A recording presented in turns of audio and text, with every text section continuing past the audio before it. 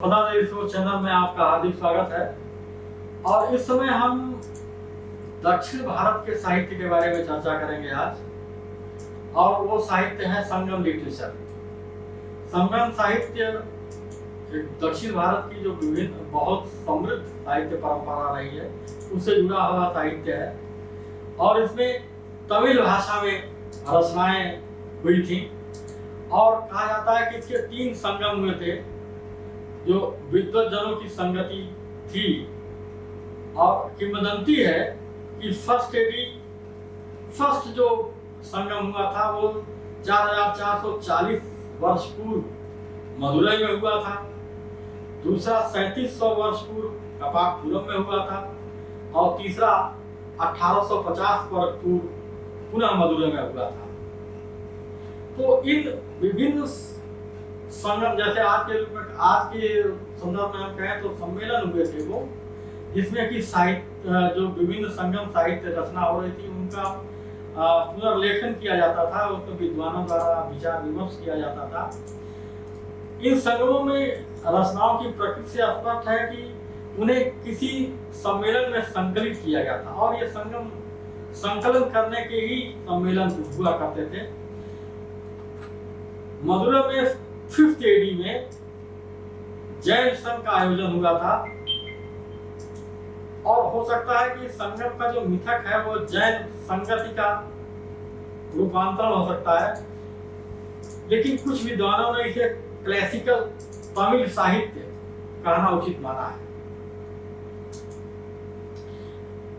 संगमों में जो विभिन्न साहित्यों का संकलन किया गया है इसमें महत्वपूर्ण है एतत् तोकई।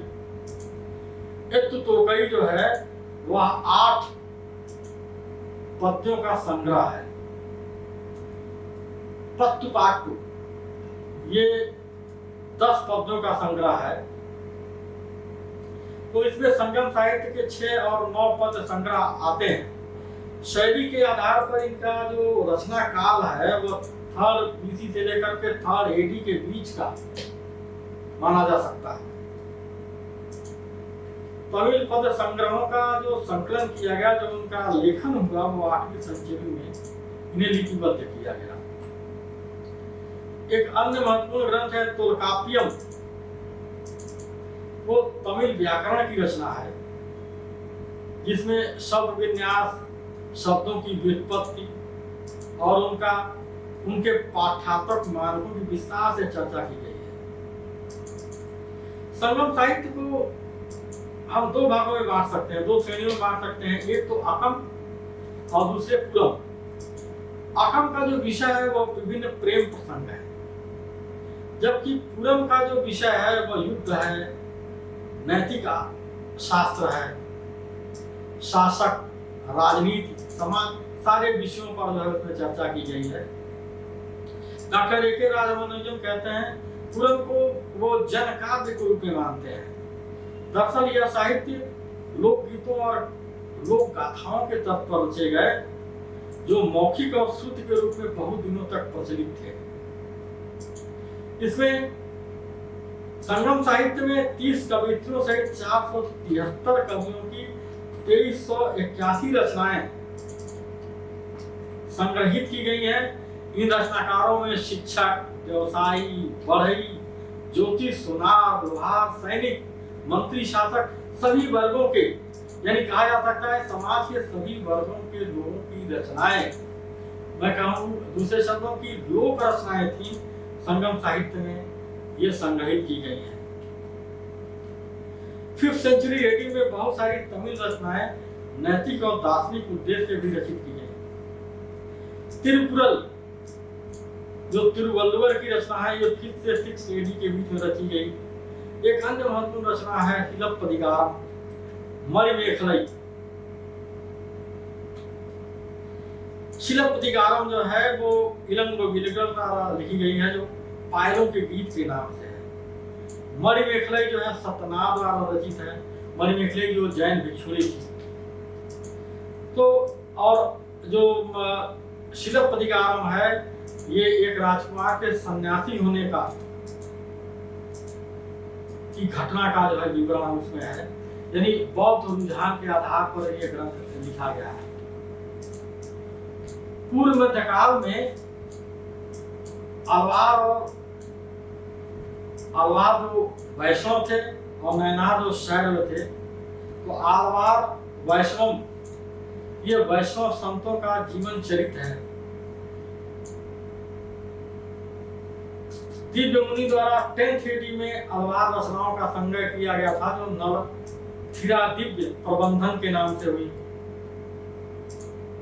संगम साहित्य के पैदल जो वर्तमान कर्नाटक है, वहां पर ये रचनाएं रची गई।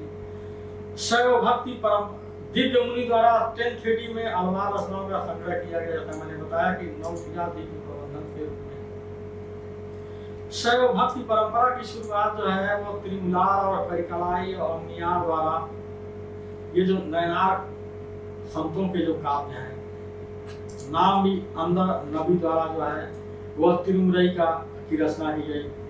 तिरुत्तोंडार तिरुवंतति ग्रंथ की रचना होती है। 12th AD में शैव तमिल संतों की रचना जो पेरी पुराण के रूप में है, इसमें पूर्व मध्ययुगीन दक्षिण भारत का सामाजिक इतिहास प्रतिबिंबित होता है। कम पक्कम शासकों और देवताओं का एक प्रशस्त गान इस ग्रंथ में है। इसमें एक जो बहुत ये कलपक्कम जो ग्रंथ है, इसमें एक रचना की आखिरी पंक्ति से दूसरी रचना की प्रथम पंक्ति बनती थी। यह एक शैली, एक अद्भुत शैली थी। पंक्तिको वही ये पांडु शासक नेतुमरन के सम्मान में रचित ग्रंथ है। मरिक्को वाचकर रचित तिरुक्को वैयार ये शिव स्तुति के इसमें रचना की गई। 13th century AD में पोलिया मोली पुलवर की तनचैवनम, ये पांड्यों के सेनापति थे, उनका प्रशस्ति गान है। उला नामक लोकप्रिय रचनाएं जो देवताओं के जुलूस निकालने के दौरान गाए जाते थे। इसके साथ ही साथ टुटु काव्य है, जो ईश्वर या प्रेमी प्रेयसी को दिए गए संदेशों के रूप में लिखे गए। इसके बाद 8वीं से 10वीं शताब्दी में अवैयार की सूक्तियां हैं, नैतिक सूत्र हैं। इसके साथ ही साथ दक्षिण के जो है राम कथा के जो तमिल संस्करण भी उपलब्ध होते हैं, जैसे कम्बन का इलियामा अवतारम है, जो प्रसिद्ध काव्य है।